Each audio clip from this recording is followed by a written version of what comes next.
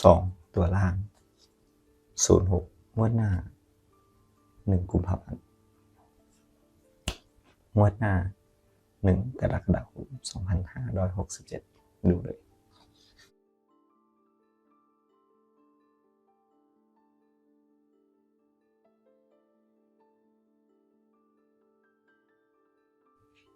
สวัสดีครับทั้งวันนี้เด็กๆแม่นๆครับวันนี้มาดูสูตรเลขล่าง2ตัวล่างครับสูตรที่คำนวณครับมี2สูตรดังนี้นะครับสูตรที่1หลักหมื่นทั้งหมด4ครั้งครับบวกหลักพันบวก1ครั้งที่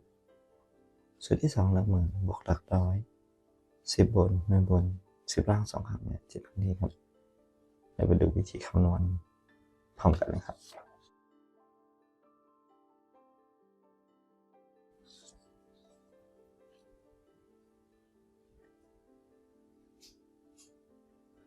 นำรางวัลที่1ครับและเลขท้าย2ตัวจากงวดที่ผ่านมาครับมาคำนวณตรวจสอบเริ่มจากวันที่2พฤษภาคม213388ล่าง06นะครับมาเขียนคำนวณกับสูตรหลักหมื่นครับ1 4ครั้งบวกหลักพัน3และ1คงที่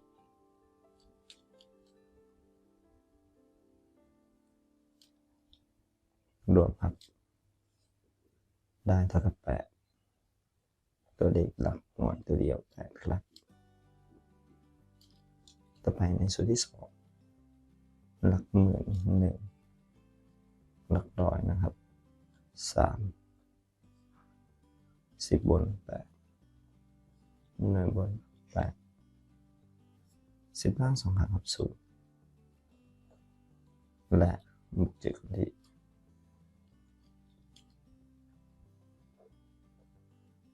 รวมครับได้27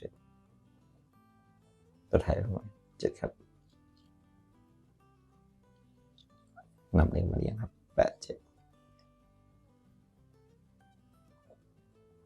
ล่างมอต่อมาออก8 7ครับวันที่16พฤษภาคมในตรงนะครับสูตรทั้ง2สูตรในงวดที่1ครับต่อมาครับคำนวณทดสอบจากงวดที่2 251309ล่าง87วันที่16พฤษภาคมหลักหมื่นครับ54ครั้ง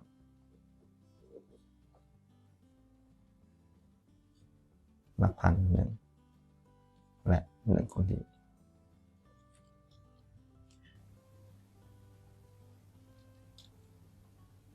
รวมครับเป็น22ตัวท้ายรวม2ครับตัวเดียวต่อไปสูตรที่2หลักหมื่น5หลักร้อย3 10บน0 1บน9 10ล่าง8 2ครั้งและ7คงที่ครับ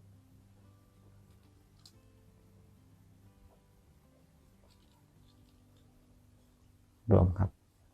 ได้40ตัวท้ายมา0ครับเป็น20เลขหลังหมดวันที่1มิถุนายนออก20ครับตรงครับวันที่2นำสูตรนี้ครับคำนวณตรวจสอบต่อในวันที่3วันที่1มิถุนายนนะครับ559 352ล่าง20ครับมาคำนวณต่อจากสูตรหลักหมื่น4ครั้งหลักพัน9ครับและ1คงที่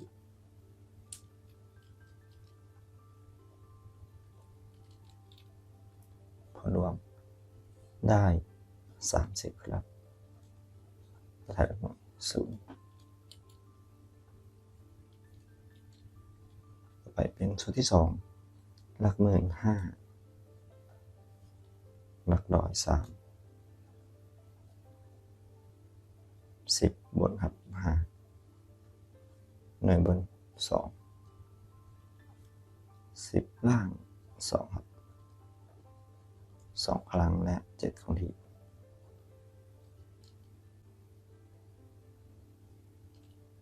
รวมตัวเลขนะครับทั้งหมดเป็น 26 ครับต้นท้ายด้วย6เรียงได้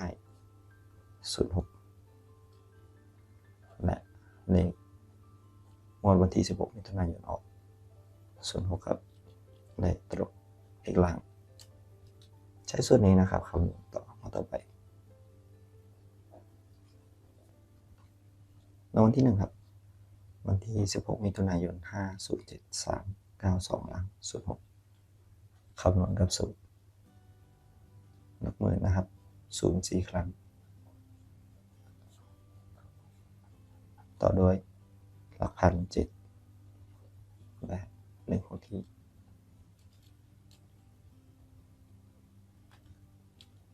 ครับรวมได้ 8 ตัวเลขตัวเดียว 8 ต่อไปสูตรที่ 2 หลักหมื่นเลข 0 หลักร้อยเลข 3 ครับต่อด้วย10 บน 9 หน่วยบน 2 10 ล่าง 0 2 ครั้งและ 7 คงที่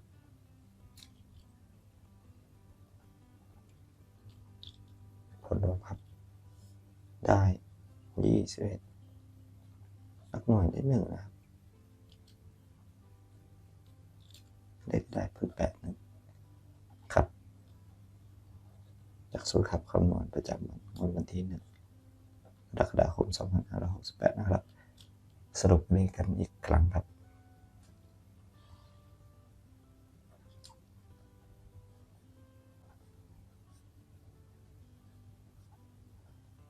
2 ตัวล่างได้ 81 ในวันที่ 1 กรกฎาคม 2568 ครับ